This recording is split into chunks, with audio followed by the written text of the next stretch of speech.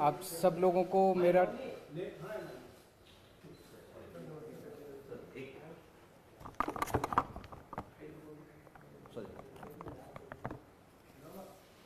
आप सब लोगों को मेरा नमस्कार, सबको मेरा प्रणाम।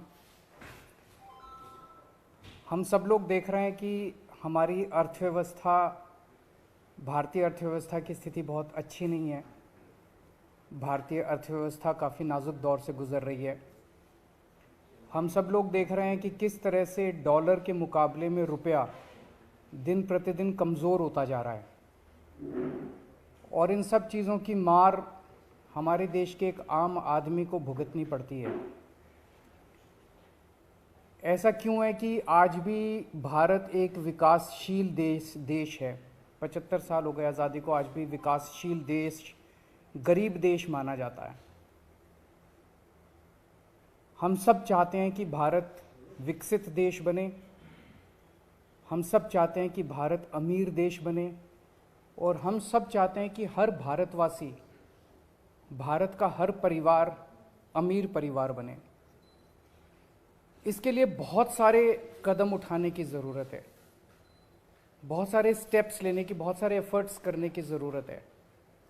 हमें बड़ी संख्या में स्कूल खोलने हैं, हमें बड़ी संख्या में अस्पताल बनाने हैं, हमें बड़ी संख्या में बहुत बड़े स्तर के ऊपर बिजली का, सड़कों का इंफ्रास्ट्रक्चर को तैयार करना है।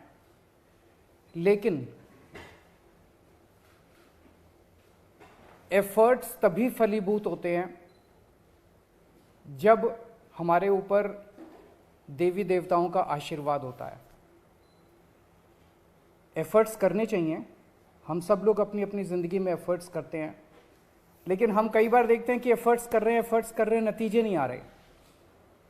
उस वक्त लगता है कि अगर देवी देवताओं का आशीर्वाद हो तो एफर्ट्स फलीभूत होने लगते हैं, एफर्ट्स के नतीजे आने लगते हैं। परसों दिवाली थी। दिवाली पे हम सब लोगों ने अपने अपने घर पे श्री गणेश जी और श्री लक्ष्मी जी का पूजन किया। हम सब लोगों ने भगवान से सुख शांति की प्रार्थना की। हम सब लोगों ने अपने अपने परिवार के लिए, देश की समृद्धि के लिए प्रार्थना की। हम ये भी देखते हैं कि जितने बिजनेस करते हैं, व्यापारी हैं, इंडस्ट्रियलिस्ट्स हैं, सब लोग अपने अपने यहाँ अपने कमरे में ज़रूर लक्ष्मी जी की और गणेश जी की मूर्ति लगा के रखते हैं, और रोज़ सुबह काम शुरू करने के पहले उनकी पूजा करते हैं। आज मेरी केंद्र सरकार से, प्रधानमंत्री जी से अपील है, भारतीय करेंसी के ऊपर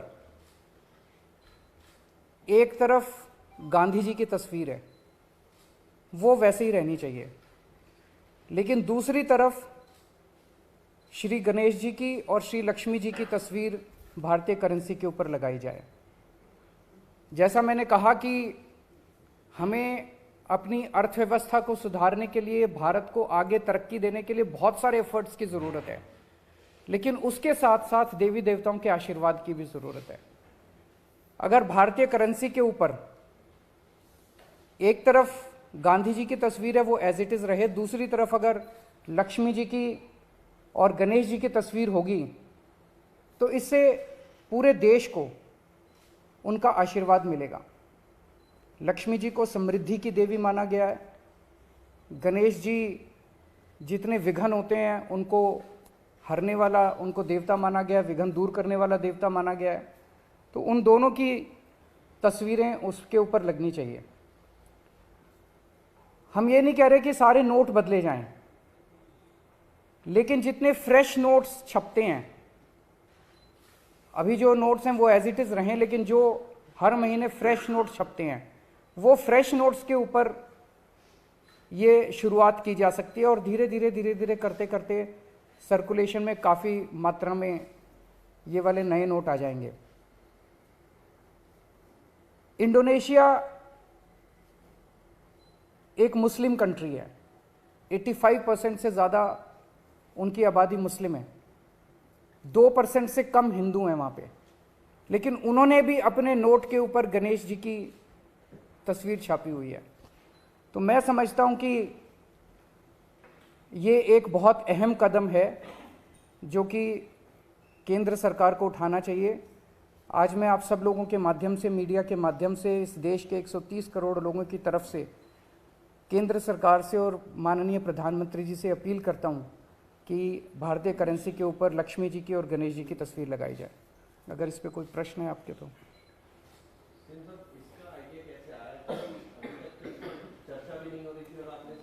अभी परसों दिवाली का जब पूजन कर रहे थे तो उस वक्त मन के अंदर एक भाव आया, उस वक्त मन के अंदर एक ये बहुत स्ट्रांग भाव आया कि अगर भारतीय करेंसी के ऊपर अगर ऐसा हो, हम सब लोग पूजन करते हैं, सब लोग भाव से पूजन करते हैं, तो अगर भारतीय करेंसी के ऊपर भी ये हो, मैं ये नहीं कह रहा ये करने से मात्र से केवल अर्थव्यवस्था सुधरेगी, बहुत सारे एफर्ट्स करने की ज़रूरत है, लेकिन वो एफर्ट्स तब फलीभूत होते हैं जब देवी देवताओं का आशीर्वाद होता है।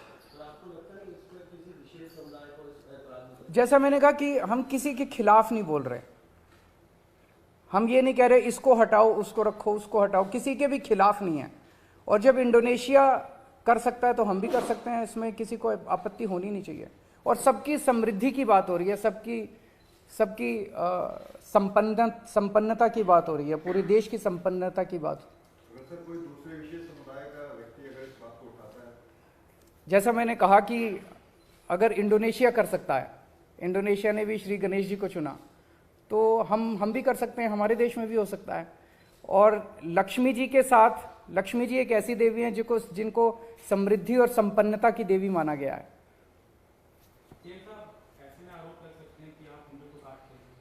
आरोप लगाने वाले तो 100 आरोप लगाएंगे, आरोप लगाने दीजिए, लेकिन मुझे लगता है कि आप किसी से भी बात कर लीजिए। मैंने पिछले कुछ दिनों में कई लोगों से बात की, सब लोगों को लगा कि ये बहुत अच्छा आइडिया और ये होना चाहिए। सर, एक तरफ आपकी अपील है प्रधानमंत्री नरेंद्र मोदी से, क्या कोई प्रस्ताव उन्होंने भेजी किस तरीके से? मैं कल परसों में उनको एक चिट्ठी लिखूंगा, कल या परसों, और उस चिट्ठी के माध्यम से भी मैं उनसे अपील करूंगा।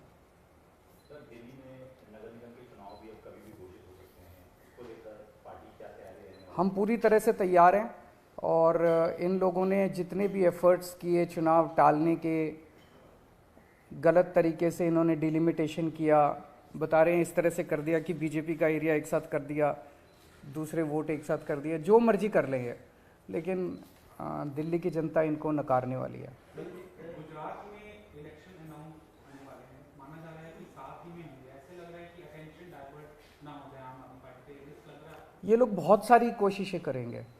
जो भी असुरी शक्तियां होती हैं वो सच को दबाने के लिए, ईमानदारी को दबाने के लिए पूरी कोशिश करती हैं। ये सब, जैसे मैंने कहा, ये सब असुरी शक्तियां हैं जो हमारे खिलाफ इकट्ठी हो गई हैं, और ये जितना मर्जी कुछ कर ले, ये जनता को दबा नहीं सकती। जनता की आवाज़ है, जनता, दिल्ली की जनता ने देखा कि आम आदमी पार्टी को स्कूलों की जिम्मेदारी दी, इन्होंने स्कूल अच्छे कर दिए। आम आदमी पार्टी को अस्पतालों की जिम्मेदारी दी, इन्होंने अस्पताल अच्छे कर दिए। तो अब दिल्ली की जनता कह रही है एक बार इनको सफाई की भी जिम्मेदारी देंगे हम। तो जनता मन बना चुकी है, ये जो मर्जी कर ले, जनता की इच्छा को नहीं दबा सकते, सच को नहीं दबा सकते, ईमानदारी को नहीं दबा सकते।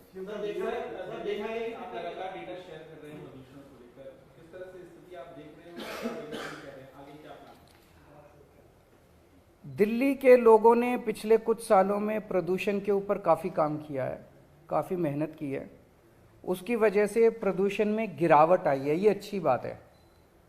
प्रदूषण बढ़ा नहीं है। अक्सर देखा गया कि जैसे जैसे विकास होता है वैसे वैसे प्रदूषण बढ़ता जाता है, ज़्यादा व्हीकल्स आते हैं सड़क पे और प्रदूषण बढ़ता है, लेकिन दिल्ली में प्रदूषण बढ़ने की बजाय कम होने लगा है। ये दिखाता है कि हमारे एफर्ट्स सही दिशा में हैं, उन एफर्ट्स में और तेज़ी करने की ज़रूरत है। जो नतीजे आए हैं वो काफ़ी उत्साहवर्धक हैं, लेकिन हम उनसे सेटिस्फाइड नहीं हैं। अभी हमें और भी बहुत आगे जाने की ज़रूरत है, और हम दिल्ली को दुनिया का सबसे क्लीन एयर वाला शहर बनाएंगे।